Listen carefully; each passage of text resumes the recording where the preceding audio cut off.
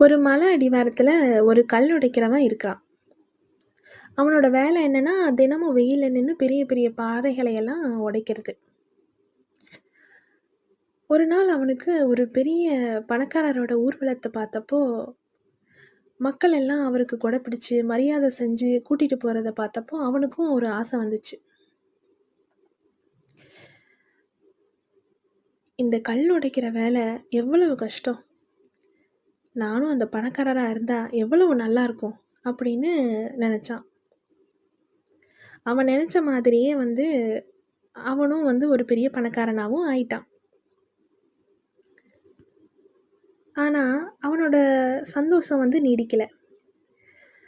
சுட்டெரிக்கிற வெயிலு அவனோட உடம்ப போட்டு வாட்டுச்சு. அவன் யோசிச்சான், நான் எவ்வளோ பெரிய பணக்காரனா இருந்தாலும், இந்த சூரியன் என்னை விட பலசாலி தான் இல்லையா? ஏன்னா, என் மேலேயும் ஆதிக்கம் செலுத்துதே. நான் சூரியனா மாறணும் அப்படின்னு ஆசைப்பட்டான். அதே மாதிரி அவனும் சூரியனா மாறிட்டான். உலகத்துக்கே ஒளிய கொடுத்தான். ஆனா பாருங்க, திடீர்னு ஒரு பெரிய மேகம் அவனோட ஒளிய மறைச்சிருச்சு. ஒரு சாதாரண மேகத்துக்கு என்ன மறைக்கிற சக்தி இருக்கா? அப்போ மேகம் தான் ரொம்ப பலசாலி போல அப்படின்னு நினச்சு உடனே மேகமா மாறணும் அப்படின்னு மேகமா மாறிட்டான். மழையை நனைச்சான், ஆறுகளை ஓட வச்சான். மழை பெஞ்சு எல்லா இடத்தையும் அடிச்சிட்டு போன அவனால் அங்கிருந்து ஒரு பிரம்மாண்டமான பாறையை மட்டும் அசைக்க முடியல. உடனே அவனுக்கு, இந்த கல் இவ்வளவு பலசாலியா? இத்தனை மழையும் காத்தும் வந்தும் இது அசையாம அப்படியே நிக்குதே அப்படின்னு பயந்தான். உடனே அவனுக்கு என்ன தோணுச்சு, அந்த பாறையா நம்ம மாறணும் அப்படின்னு தோணுச்சு. அதே மாதிரி இப்போ அவன் ஒரு பிரம்மாண்டமான அசைக்க முடியாத மலை.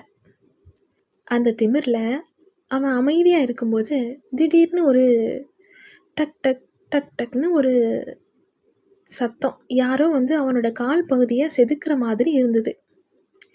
ஒரு சின்ன ஒளியும் சுத்தியலை வச்சுக்கிட்டு ஒரு சாதாரண மனுஷன் அந்த பிரம்மாண்டமான பாறையை துண்டு துண்டா உடைச்சிட்டு இருந்தான்.